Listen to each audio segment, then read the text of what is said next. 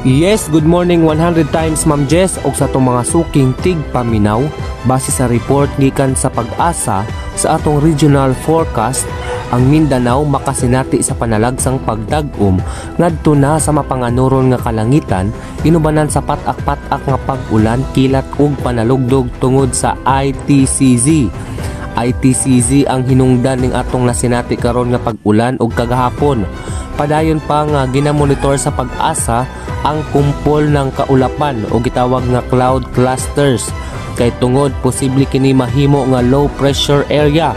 Gipaabot na lang ang bag-ong datos niini karong buntag aron masiguro kung asang location kining low pressure area ug gilauman nga mopaduol kini padulong sa atong nasud. Hinay ngadto sa kasarangan nga hangin ang magagikan sa kasadpan ngadto na sa habagatang kasadpang direksyon ug ang kadagatan hapsay ngadto sa kasarangan ang pagbalod. Karong adlaw dinhi sa Tangub City gipaabot ang mga bagyo nga adunay pagpanugdog og kilat ug pag-ulan. Mataas ang posibilidad sa pag-ulan ug kasarangan ang pag-ulan.